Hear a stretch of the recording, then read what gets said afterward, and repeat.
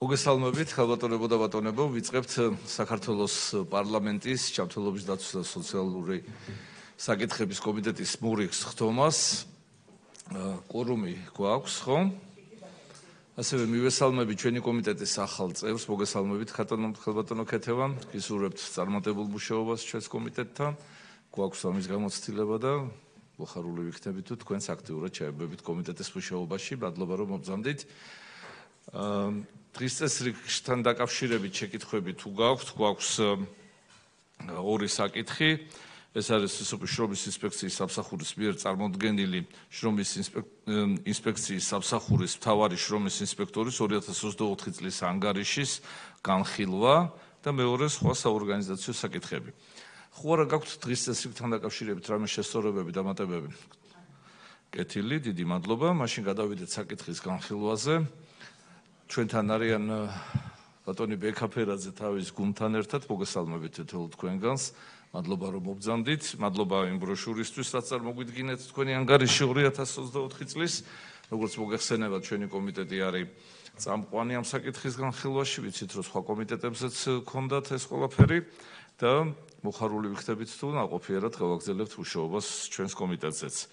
ასე რომ ვიწყებთ შრომის ინსპექციის სამსახურის მიერ წარმოდგენილი შრომის ინსპექციის სამსახურის მთავარი შრომის ინსპექტორის 2024 წლის ანგარიშის განხილვას.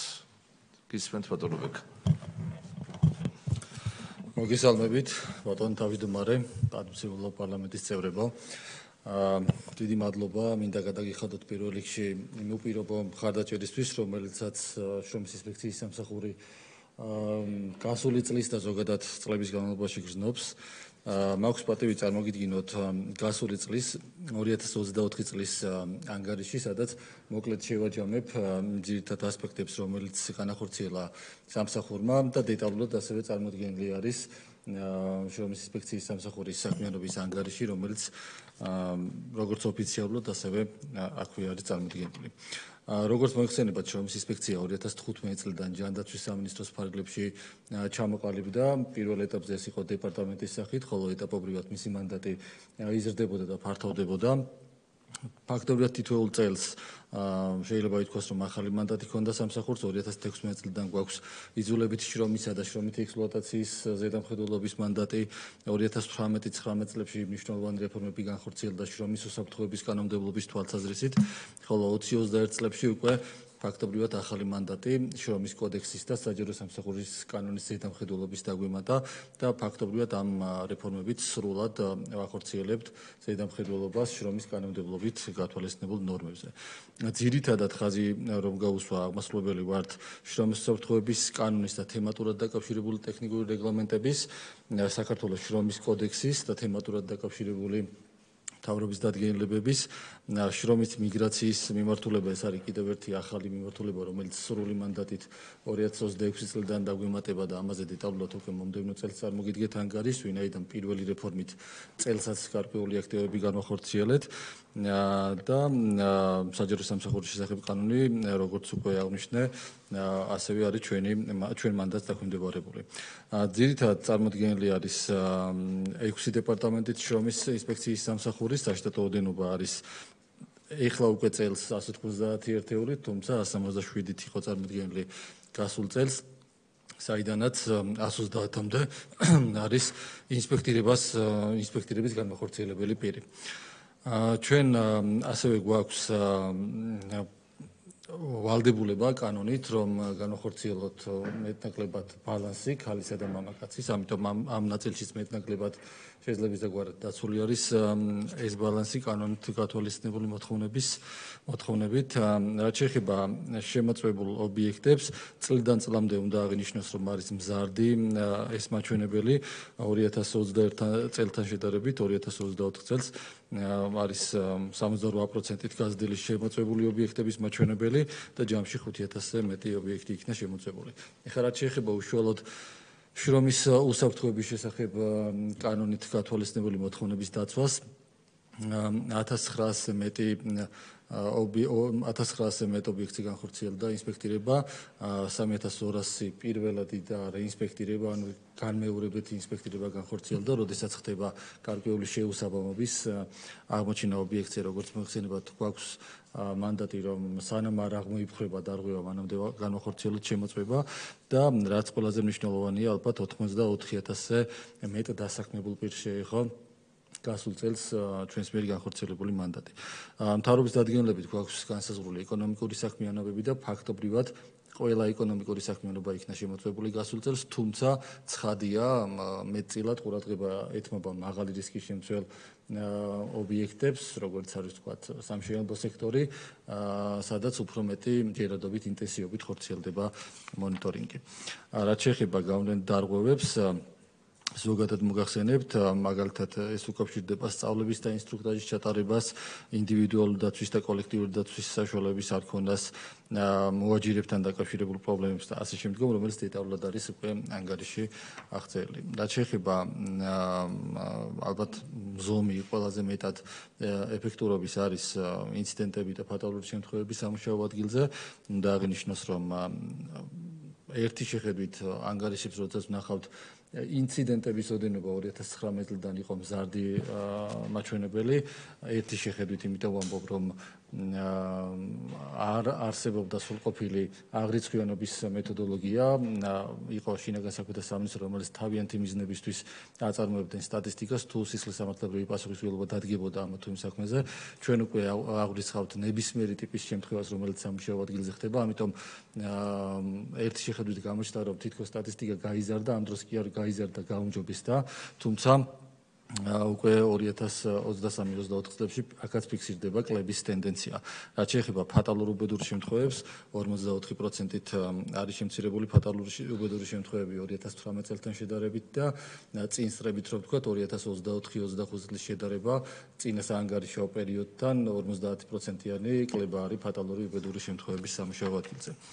რაც შეეხება შრომის უფლებებზე ზედამხედველობას, 2021 წლის 1 იანვრიდან ვახორციელებთ მანდატს ამმართულებით. გვაქვს, როგორც უკვე აღნიშნე, რამდენიმე კანონის ახსრულების მანდატი, როგორიცაა შრომის კოდექსი, როგორიცაა საჯარო სამსახურის შესახებ კანონი და მიგრაციის შესახებ კანონი არის ერთ-ერთი ახალი მიმართულება, რომელიც წელს დაგვემატა და მომავალ წელიდან აქტიურად დავიწყებთ ზედამხედველობას. ამ მიმართულებითაც 2200-ზე მეტი აქტივობა განხორციელდა საანგარიშო წლის განმავლობაში, 29000-ზე მეტ დასაქმებულ პირს შეეხო განხორციელებული ინსპექტირება და აქაც ფაქტობრივად ყველა ეკონომიკური საქმიანობა იქნა მეტნაკლებად მოცული. ძირითადი დარღვევები შრომის უფლებების მიმართულებით უკავშირდება შრომით ხელშეკრულების არსებით პირობებს და როგორც თქვენ ცნობილია, კანონმდებლობით ორგანული კანონით განსაზღვრულია, რას უნდა მოიცავდეს ძირითადად შრომით ხელშეკრულება, ეს უკავშირდება სამუშაო დროს, ანაზღაურებას, შესაძლებელი სამუშაოს ტიპს და ასე შემდგომ. ეს ტიპის დარღვევებია ძირითადად სამუშაოს დროსთან და დასვენების დროსთან დაკავშირებული საკითხები, ანაზღაურების ფორმა და გაცემის დროსთან დაკავშირებული სამუშაო დარღვევები, ეს არის ძირითადი დარღვევები, რომელიც ვლინდება დეტალურად. ფაქტობრივად ყველა ტიპის დარღვევა გვაქვს გამოვლენილი, მაგრამ წლიდან წლამდე დინამიკა აქაც დადებითია, თუ 2021 წელს ფაქტობრივად ყველა კომპანიაში, როდესაც ვამოწმებდით, ხდებოდა დარღვევები, ეხლა უკვე ხშირია შემთხვევები, როდესაც ვამოწმებთ კომპანიას და დარღვევები არ გამოვლინდება და ეს არის უკვე კარგი და დადებითი დინამიკის მაჩვენებელი. თუმცა გასაკეთებელი ჯერ კიდევ ბევრია, ვინაიდან როგორც მოიხსენებათ, ფაქტობრივად 10 წლიანი წვეტა არსებობდა ქვეყანაში, მეტიც 15 წლიანი წვეტა იყო შრომითი უფლებების აღსრულების მიმართულებით სახელმწიფო ზედამხედველობის, ამიტომ კულტურული ნაკლებობა, შრომით კულტურის ნაკლებობა დამკვიდრდა როგორც დასაქმებულთან, ასევე დამსაქმებლებთან და დრო არის საჭირო იმისთვის, რომ ეტაპობრივად კულტურულად შეიცვალოს ეს მაჩვენებელი. არც ერთ ქვეყანაში ესე არ არის, რომ შრომის ინსპექცია თითოეულ ობიექტზე იყოს გამოყოფილი. ეს უკვე თავად დამსაქმებელსა და დასაქმებულის შორის ურთიერთობით რეგულირდება და კულტურული, ისევე როგორც ეკონომიკური განვითარების თანხმოვანი პროცესია, რომ კომპანიები იწყებენ და დასაქმებულები იწყებენ თავიანთი უფლებების დაცვას. სახელმწიფო ზედამხედველობა ხორციელდება ყველა კომპანიაზე და მომავალში კიდევ ვფიქრობთ, რომ ინტენსივობა ისევე როგორც ცნობიერების ამაღლება აქტიურად აი ხლა გასულ თვეში ცნობიერების ამაღლების მიმართულებით არა შემოწმების, არამედ ინფორმაციის მიწოდების კიდევ მოლებში, სუპერმარკეტებში აქტიური კამპანია განახორციელეთ და თუ სწორად მახსოვს 180,000-ზე მეტი აქტივობა იყო განხორციელებული, სადაც მიეწოდათ კიდევ ინფორმაცია მათ შრომით უფლებებთან დაკავშირებით. ასევე ერთ-ერთი მანდატი ჩვენი არის და განსაკუთრებით სენსიტიურად უყურებთ არასრულწლოვანთა მიმართ შრომითი უფლებების დარღვევას. 9 ობიექტზე გამოვლინდა 30 პირის მიმართ შრომითი უფლებების დარღვევა არასრულწლოვანს გულისხმობ და ამ შემთხვევაში უკვე ორმაგი ოდენობით იქნა კომპანიები დაჯარიმებული, ვინაიდან თუ კლასიკური ინსპექტორების პროცესში ჩვენ გვაქვს დისკრეცია, მოვახდინოთ გაფრთხილება თუ დაჯარიმება კომპანიის, არასრულწლოვანი ორსულიან მეძურის შემთხვევაში თუ ხედავთ დარღვევას, უკვე კანონი მკაცრია და ორმაგი ოდენობით ითვალისწინებს დაჯარიმებას.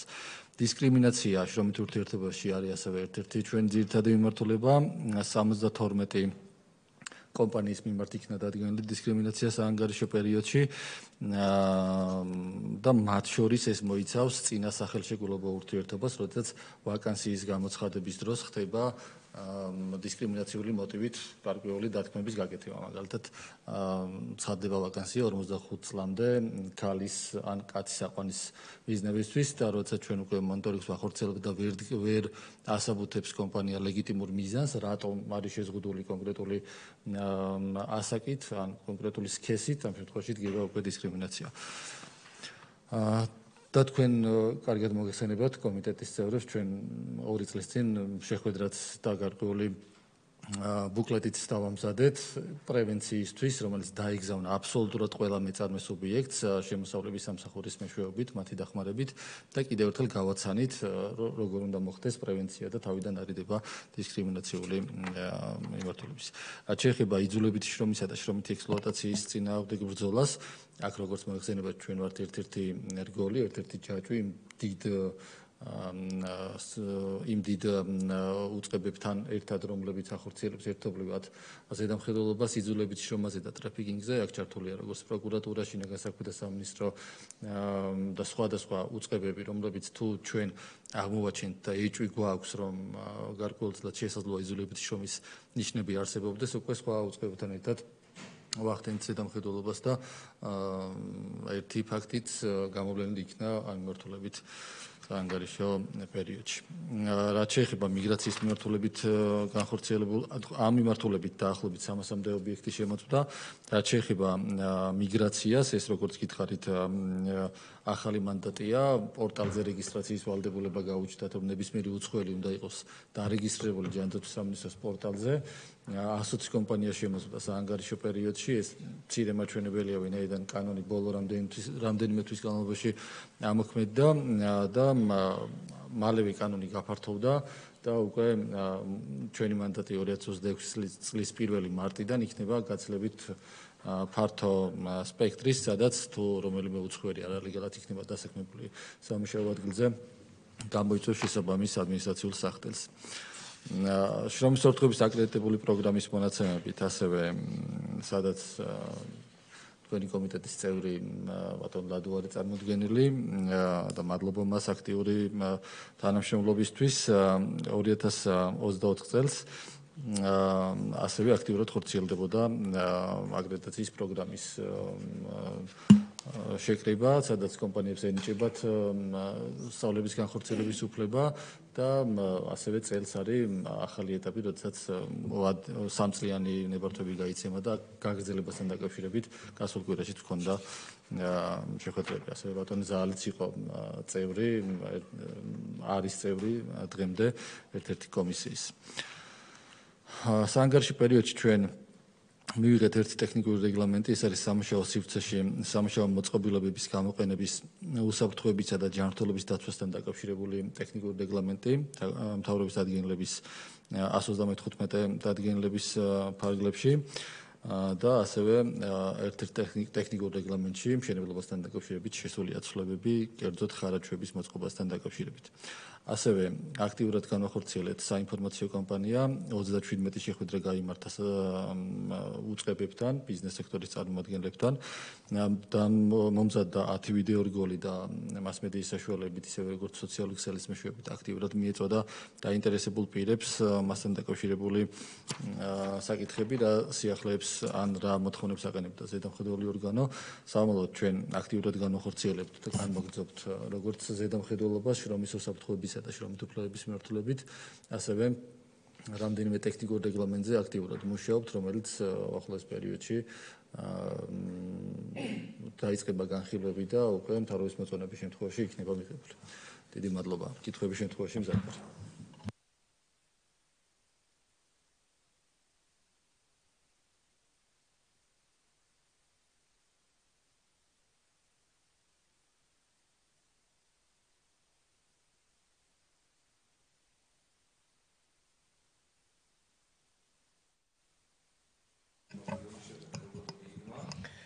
მოგესალმებით, ბატონო ბექა. ძალიან მნიშვნელოვანი და საინტერესო თემაა.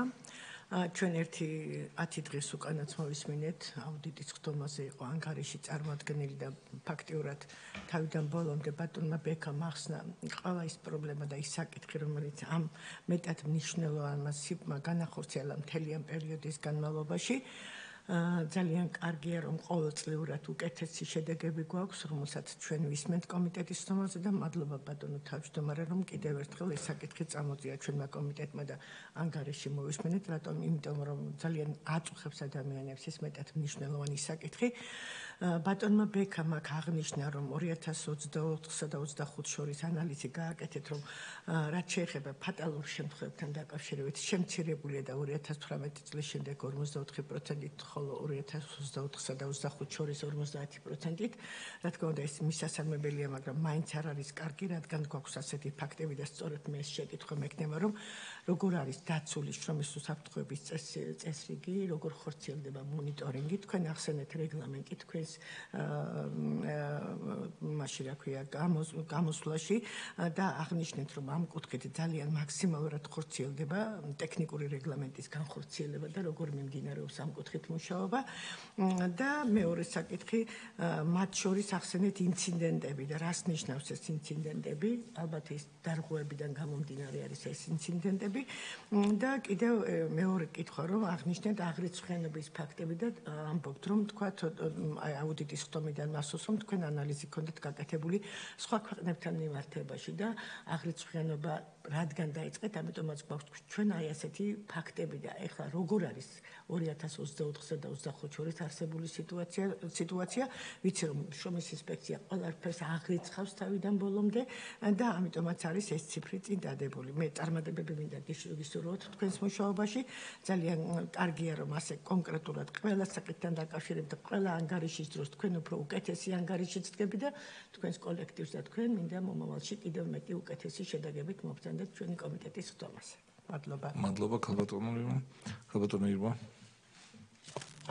მოგესალმებით, ბატონო ბექა, საკითხი მართლაც ძალიან მნიშვნელოვანია, ადამიანის უფლებების დაცვის ნაწილში განსაკუთრებით თქვენი სამსახურის მოქმედება ძალიან ვალიდურ შედეგებს დებს. მე მექნება რამოდენიმე კითხვა. პირველ რიგში მაინტერესებს ესეთი რაღაც, როგორ ხდება თქვენი შემოწმება, გეგმიური ხაზი გაქვთ სხვადასხვა დაწესებულებების შემოწმების თუ შემოსული ჩივილის ან განცხადების საფუძველზე ხდება მერე შესვლა და შემოწმება. ეს ძალიან მნიშვნელოვანია და მეორე, ალბათ მაინც პროფილიდან გამომდინარე, განსაკუთრებით მგრძნობიარეა ჩემთვის და არა მარტო ჩემთვის დეკრეტულთან დაკავშირებული პრობლემები, მეძუძურ დედებთან დაკავშირებული პრობლემები, ორსულებთან დაკავშირებული პრობლემები და ზოგადად ქალების დისკრეციის ნაწილში ამ უფლებებთან მიმართებაში უფრო კონკრეტულად როგორი სურათი გვაქვს. შედარებისთვის მე ვფიქრობ, რომ პატარაა გასული იმისთვის, რომ რამეს შევადაროთ მარტივი მიზეზის გამო იმის ბატონ ზაზაც და ყველა ჩემი კოლეგაა თითქმის ემახსოვრება რომ ჰიპერდიაგნოსტიკის შემთხვევაში გამოვლინდება ხოლმე რომ თითქოს რაოდენობა მომატებულია, მაგრამ რეალურად დიაგნოსტიკის ხარისხია გაზრდილი და იმიტომ ამა თუ იმ პათოლოგია გაზრდილი.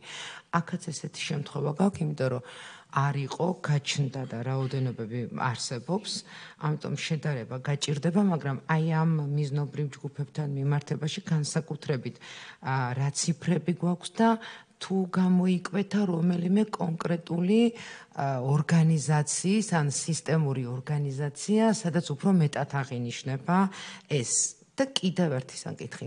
სამედიცინო უსაფრთხოების ნაწილია იგივე კლინიკებში, პოლიკლინიკებში, სადაც სიცოცხლისთვის საფრთხის შემცველი მოწყობილობები, იგივე რენტგენთან მიმართებაში და ასე შემდეგ, აი ამ ნაწილში თუ ყოფილა რამე და რომელიმე ტენდენციური ხო არ არის აი კონკრეტულად რომელიმე კლინიკების ქსელი ან რაღაც მსგავსი, რაც სისტემურად შეიძლება ჩაითვალოს მიუხედავად იმისა, რომ სამსახური ახალი დაწყებულია და ჯერ შედარებები კიდევ ერთხელ ვაკონკრეტებ არ არის. მადლობა. მადლობა, ქალბატონი ქეთევან ბაკარაძე, შემდეგ ბატონი ზაალ მიქელაძე. მადლობა. ძალიან საინტერესო იყო თქვენი ანგარიში. თქვენ ბევრი ისაუბრეთ შრომითი უფლებების დარღვევის არაერთ ფაქტზე, 72 კომპანია გაქვთ შემოწმებული და გაქვთ არაერთი დისკრიმინაციის ფაქტი გამოვლენილი დასაქმებულების. თქვენ გამოიყენეთ თქვენი დისკრეციული უფლებამოსილება და აჯარიმეთ კომპანიები. მაინტერესებს გაქვთ თუ არა ინფორმაცია პოლიტიკური ნიშნით განთავისუფლებული საჯარო მოხელეების შესახებ. ვინაიდან გასულ წელს ათობით შემთხვევა არის იდენტიფიცირებული, მაგალითად მუნიციპალიტეტის მერიის თანამშრომელი, მათ შორის 2 შეზღუდული შესაძლებლობის სტატუსის მქონე პირი იყო და მეორე საკითხი მაინტერესებს თქვენი მანდატიდან გამომდინარე რამდენად კარგად არის შესწავლილი შშმ პირების დასაქმების თვითონ ეს გარემო, რამდენად უსაფრთხოა მათთვის, რამდენად შეესატყვისება სტანდარტებს და არის რელევაციაში იმ რეგლამენტთან და იმ დადგენილებასთან, რომელიც მათ უფლებებს უნდა იცავდეს. გამოვლენილი გაქვთ თუ არა ესეთი შემთხვევები, რა იყო თქვენი რეაგირება, როგორი იყო გაცემული რეკომენდაციები თვითონ დამსაქმებელთან მიმართებაში და მოხდა თუ არა ამის აღსრულება. დიდი მადლობა. მადლობა ქეთევან. გისმენთ ბატონო ზაალ. მოგესალმებით ბატონო ბექა, მივესალმებით თქვენ გუნდს და ნამდვილად შთამბეჭდავია ზოგადად შრომის ინსპექციის სამსახურის არა მხოლოდ მიმდინარე წლის ანგარიში, არამედ ის მთელი პერიოდი, რაც სწორედ თქვენი ხელმძღვანელობის დროს განხორციელდა და საკმაოდ მნიშვნელოვანია სწორედ ყველაზე მეტად მაღალი რისკის ობიექტების ზედამხედველობა, რამაც მნიშვნელოვნად შეამცირა სწორედ ფატალური შემთხვევები, იმიტომ რომ პრაქტიკულად ღიარ გადიოდა წინა წლებში, რომ არ მოგვესვინა უბედური შემთხვევების შესახებ. რა თქმა უნდა, ერთეული შემთხვევები რჩება და იმედია, რომ სწორად მართვის შემთხვევაში მინიმუმამდე შეიძლება დაყვანა ამ შედეგების.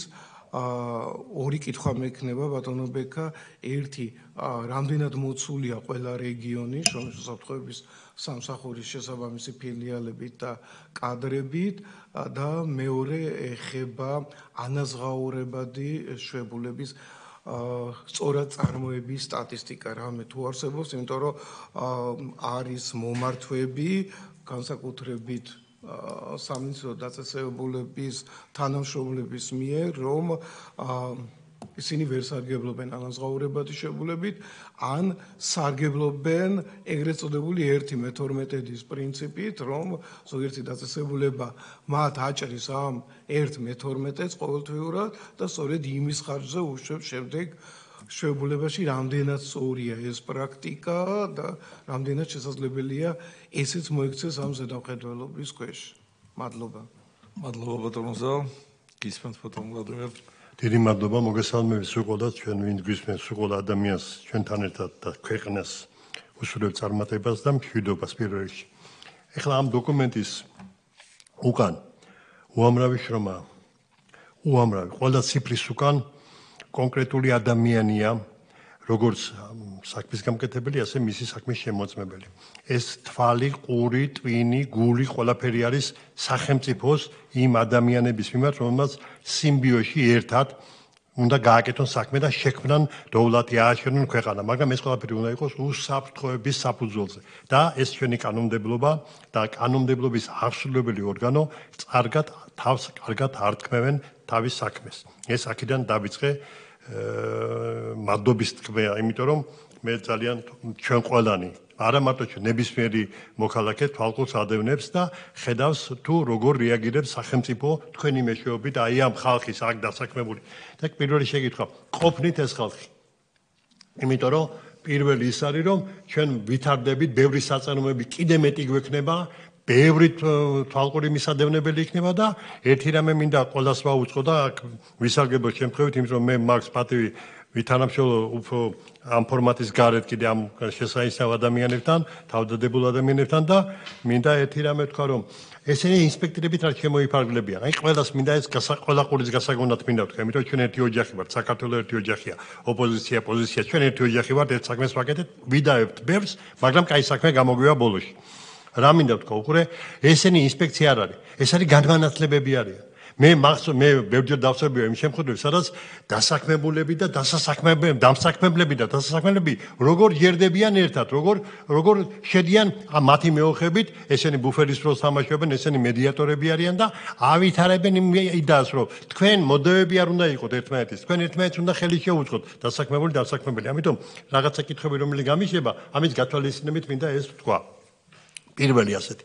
ჩვენ ქვეყანა ისეთი ვარ, რომელიც კიდე ბევრი დაინტერესების გახდება ობიექტი, უამრავი დაკავშირებადობა იქნება, ეს თუ სტაბილურობა იქნება, თუ ენერგეტიკა იქნება, თუ მეცნიერება, მედიცინა, უამრავი თემ სოფლიოსთან გვაქვს ძაფები გამული და ბევრი ადამიანს აქვს სურვილი ჩვენთან ერთად ჩვენი ქვეყნის განვითარებისათვის იღვაწოს.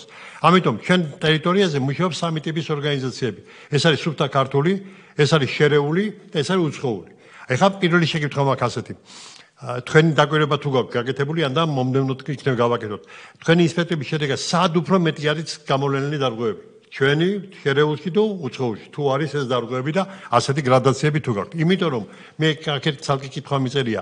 ჯიუტები მე მაგალითად შევესწარი ბოლოსტომაზე ერთ-ერთი ორგანიზაცია და ჩვენ უარით გავისურვებთ ისინი როგორც ბაზად არ დავასახელებ არჩელება ეხლა მე რომ ეს პრეზუმპცია დავარღვიო მაგრამ ერთხელ უთხარი თუ არის შევამოწმეთ არ არიან აღმოჩნდა რომ კიდევ აგრძელებენ მუშაობან კიდევ ვინ აძლევს ამის უფლებას მან გააგრძელოს მუშაობა როდესაც თქვენ გასცემთ ბრძანებას რომ ეს უნდა ან გამოსწორდეს და მხოლოდ მე ამოქმედეს ეს მითო ვამბობ რომ ჩვენი ღია პოლიტიკა და გამჭვირვალე პოლიტიკა უნდა იყოს ყველასათვის თამაში რატომ გვიყურე შემოწმება დამთავრდა გამოვლენილი შემთხვევები უნდა გასაჯაროვდეს იმ შემთხვევაში თუ ის იუტია პირველ შემთხვევაში შეიძლება ეს იყოს მოლაპარაკების საგანი იმიტომ რომ უსაფრთხოება იყოს მოძასერგებული ეს პირველი მეორე ეხლა ბიუროკრატია ჩვენ ყველა ბიუროკრატები ვართ გარკვეულწილად კანონშემოქმედი იმიტომ რომ ამ სიტყვების უკან ერთმანეთს ვეძიები და წერტილი აქ დავსვათ თუ ეს გადავანაცვლო თუ ამ სიტყვამ ეს არ დააზარალოს და ბიუროკრატია ეს არის სწორი მიდგომა ასევე ასრულებელიც არის ბიუროკრატია ის ასრულებს თავის დავალებას ამ კანონშემოქმედებიდან გამომდინარე ზუსტად უნდა მოითხოვოს უნდა იცნობდეს ჯერ განმახორციელებელი კანონშემოქმედებას და ასე დასკვნა ჩვენ როცა მიდიხართ ინსპექციაზე ეს მინდა კიდევ ერთხელ მე ძველი სისტემიდან დაბადებული კაცი ვარ საერთოდ სისტემაში მან გამზარდა და ეხლა გადმოყვა თუ არა ეს მანკიერება მე სხვასაც ვეკითხები ამას დაგვიწერია სუფთა ისეთი დასკვნა რომელსაც კითხვის ნიშის გარეშე ვეთანხმებით მის მიერ გაკეთებულ საქმეს რომ აუცილებლად მიზეზი უნდა მოვძებნოთ აი ეს მინდა ყველამ რო გაიგოს იმიტომ თუ არის კომპანია რომელსაც ყველაფერი კარგად აქვს იმას მადლობა უნდა უთხრა და დასკვნაც უნდა ქონდეს გამართული ყველასათვის საჩვენებელი ქალბატონ ირმას ვეთანხმები შემოთვალა მე ერთი მქონდა მონიშნული ცალკე თემა არის ჩემთვის ორსულები იმიტომ რომ მახსოვს როდესაც ჩვენ სადეკრეტო ანაზღაურების თაობაზე საკმაოდ ვიომეთ და გავიმარჯვეთ ყოველ შემთხვევაში იმ ეტაპისათვის მე სახელმწიფო სექტორს აღგულისხმობ კერძო სექტორს კერძო დამსაქმებლებს ორსულ ქალებთან გარკვეულწილად არის წინააღმდეგობრივი ურთიერთობა და აი ამის მეთვალყურება თუ არის გამკაცრებული იმიტომ რომ ორსულ ქალზე იმის გამო რომ ის ორსულია და რაღაცა გარკვეული ფიზიოლოგიური მოვლენები ვითარდება მისი მისი მუშაობა რაღაცით უნდა შეიზღუდოს, ეს არ შეიძლება დისკრიმინირებული იქნეს არც ერთ შემთხვევაში. ჩვენ ახალ ადამიანს ველოდებით მისი მეოხებით და ის ადამიანი მე როგორ დაამჩნევთ ჩვენ ქვეყანას კიდე კაცმა არის. ამიტომ ორსულების მიმართ თუ არის რაიმე კერძო სექტორს გულისხმობ, კერძო სექტორს დარღვევა და შემდეგ მინდა თქვენ კარგად ახსენეთ და მე ჩართული ვიყავი და ჩვენ ყველანი არის შანსის გამოყენებას ადამიანის დასაქმების კუთხით. შენ მომზადებული ადამიანი უნდა ყავდეს, კარგად გასვლილი და უკეთეს პირობებს სადაც მოხდება, იმის შემოსავლით მან თავისი კეთილდღეობა უნდა გაიუმჯობესოს და ამაში სახელმწიფო გვერდზე უნდა დაუდგეს. აქ ჩამოსულებს ჩვენ ვაკონტროლებთ, მაგრამ რა ხდება იმ შემთხვევაში, თუ ცირკულაციის, მიგრაციის მონაწილე სხვა ქვეყანაში და ის ირღვევა მისი უფლებები. ამ პატრონას ჩვენ უწევთ თუ არ უწევთ? ეს არის კიდევ ერთი შეკითხვა. დიდი მადლობა.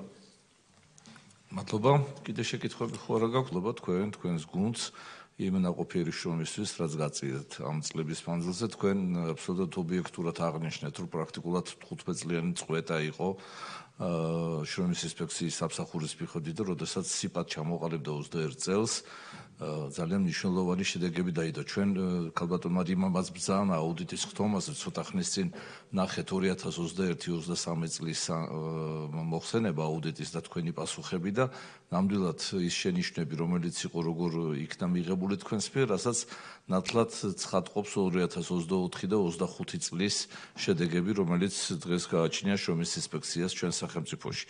ამასთან დაკავშირებით მაინტერესებს თქვენს ანგარიში გიწერიათ, რომ 2023 წელს იყო თორცები 94 და შემდეგ 103 თანამშრომელი ყავთ ახლა, ხო? კლიანად ქვეყნის მასშტაბით.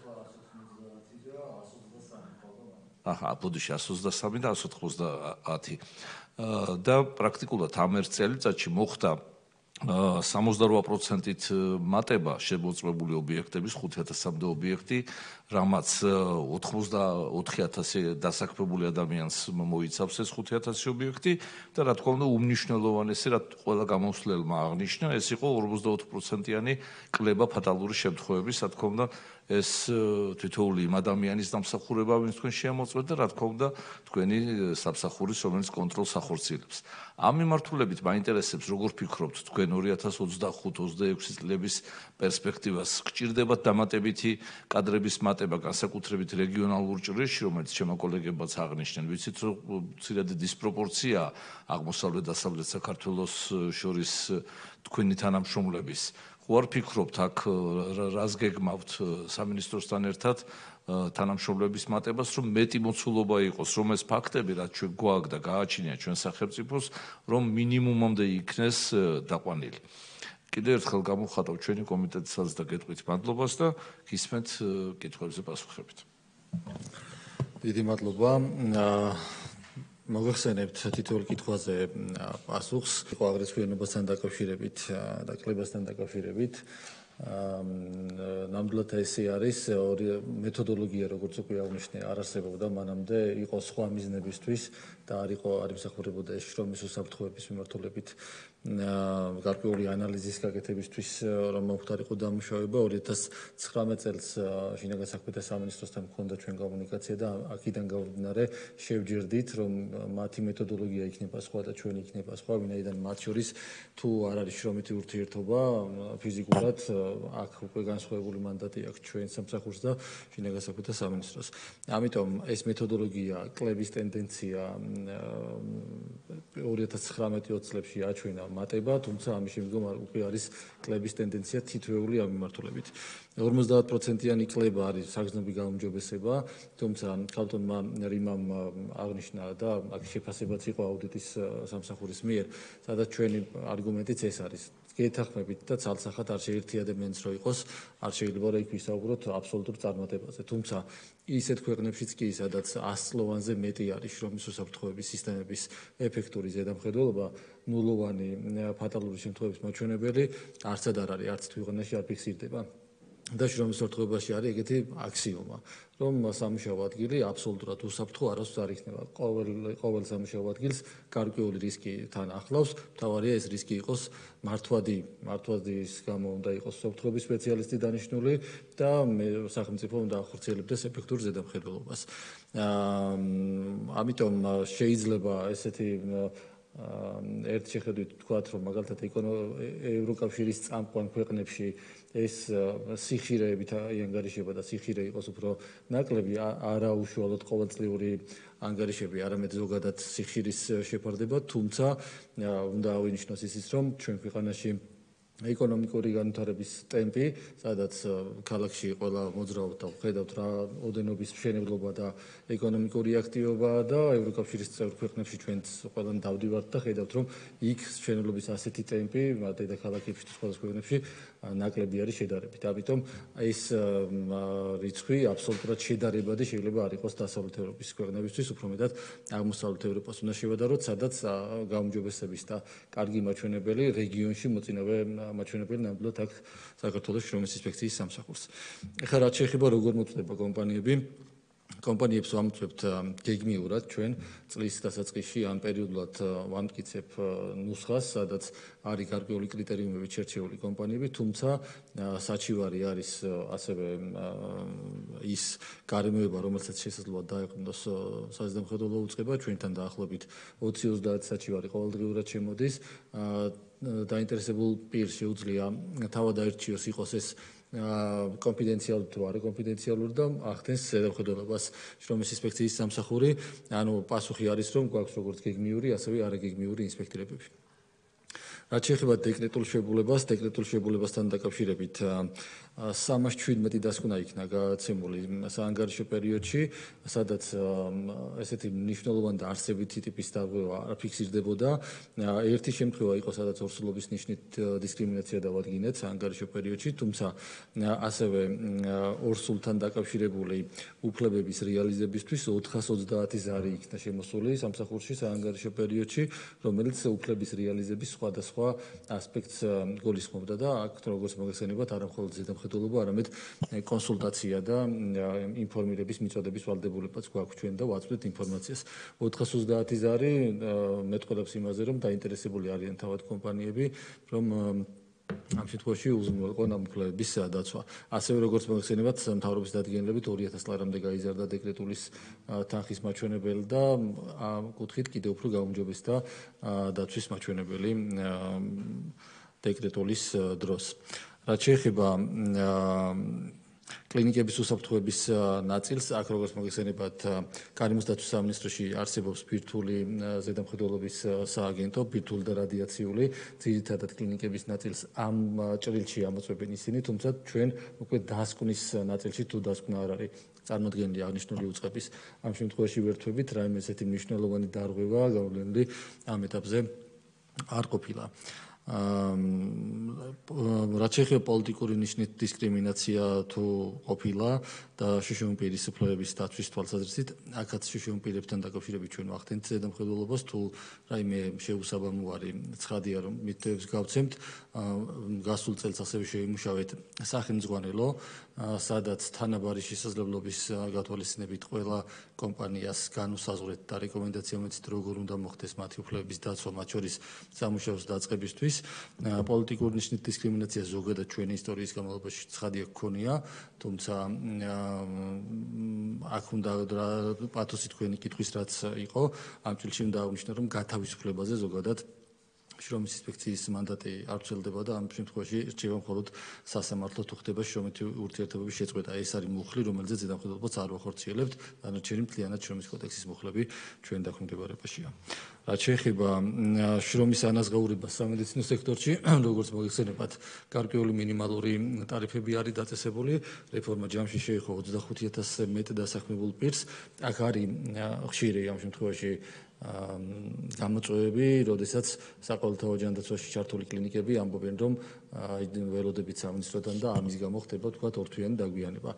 თუმცა აქ განმარტებულია ყველას მიმართ, გასაგებია ეს ფაქტორი, მაგრამ შრომის კოდექსი განსაზღვრავს, რომ დამსაქმებელი არის კონკრეტული კლინიკა და დასაქმებული არის მის კლინიკაში დასაქმებული პერსონალი. ამიტომ ჩვენ თუ ასეთ დარღვევას ვაწყდებით, ყველა შემთხვევაში გავცემთ მითითებას ან ჯარიმას და მიუთითებთ, რომ თითოეულ ვადაგადაცილებული დღისთვის 0.07%-ით ზემოდან დაარიცხოს კლინიკებმა. გამოწვევები მეტნაკლებად კიდევ არსებობს, თუმცა ამ კუთხით დარეგულირებული არის თითოეული საჩივარი ჩვენი მხრიდან, ისევე როგორც გეგმიურად ვახორციელებთ, ასევე საჩივრის შემთხვევაში ეფექტურად აღვასრულებთ ამ ნაწილს.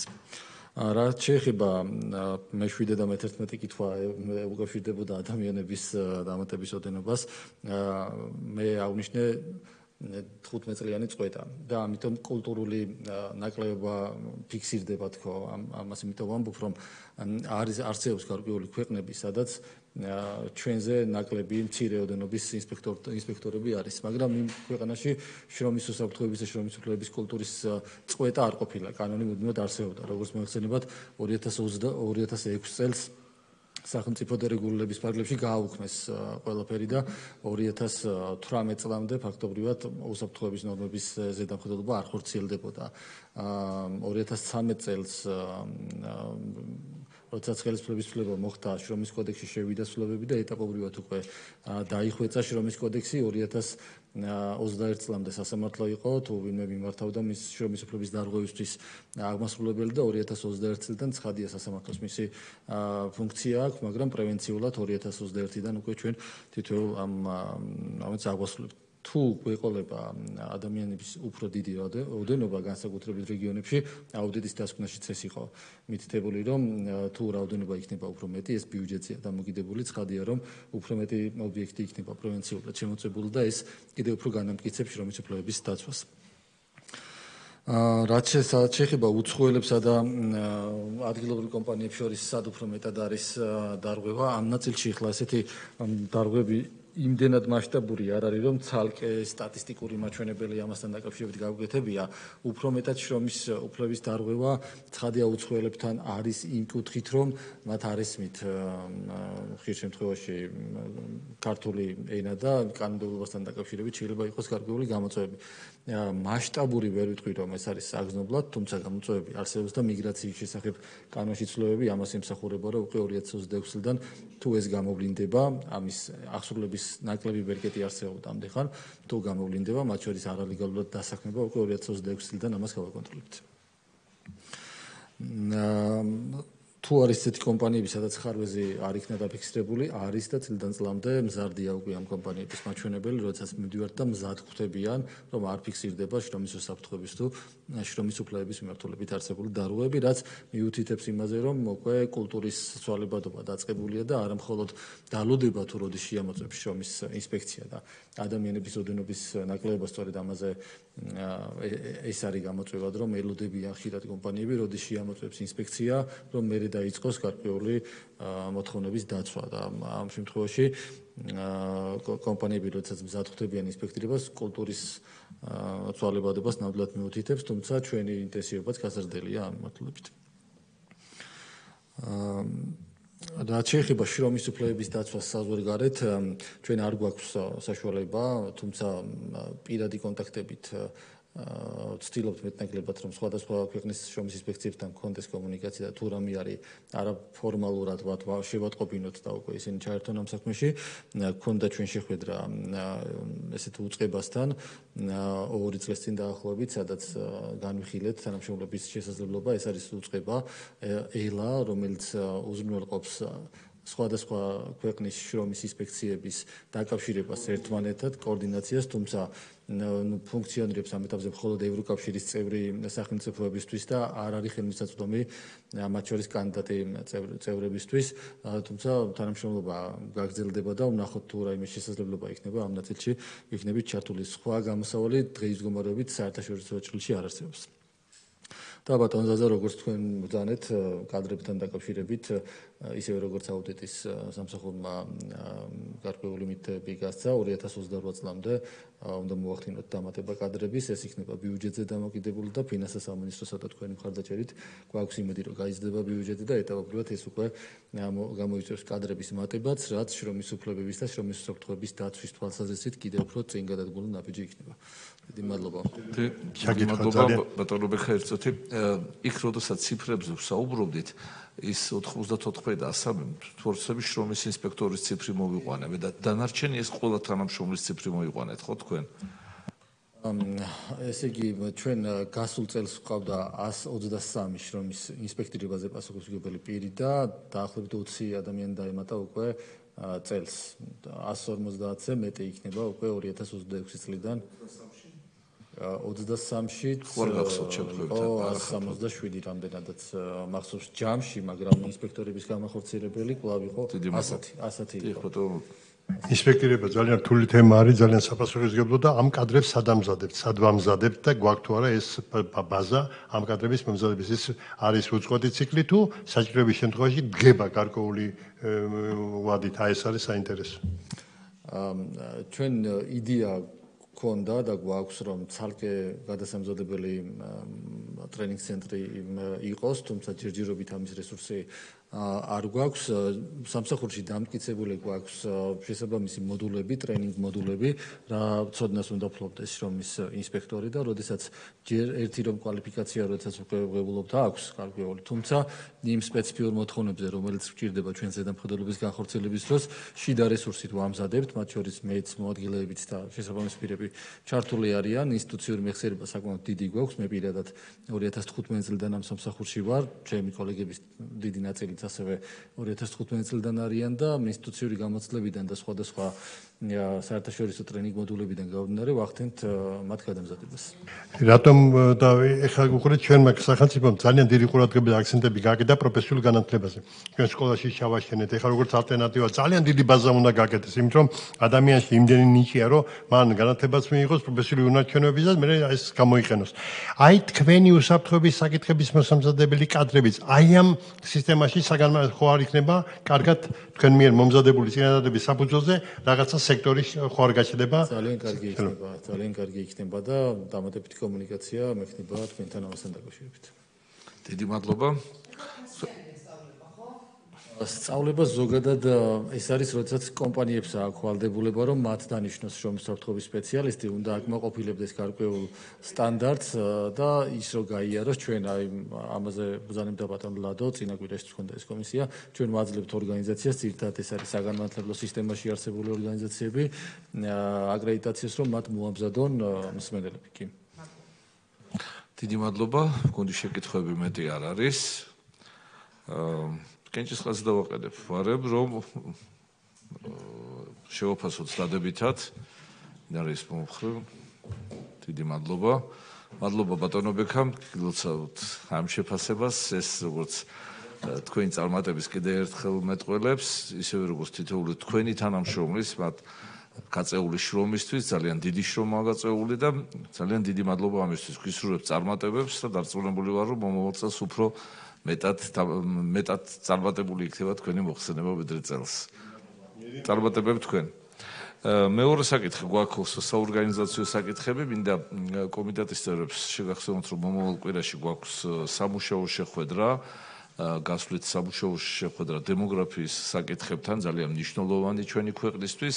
მინდა რომ მაქსიმალურად იყოს თითოეული კომიტეტის წევრი ჩართული, თუ კი ვინმეს გსურთ რაიმე მოხსენების დამატება, გაკეთება ორდღიან ამ სამუშაო შეხვედრაზე მზათა ვართ, იქნება რამოდენიმე კომიტეტიდან წარმომადგენლები, ისევე როგორც სამინისტრო, თქვენც გეტყვით და ჩაგაყენებთ საქმის კურსში ამის შესახებ.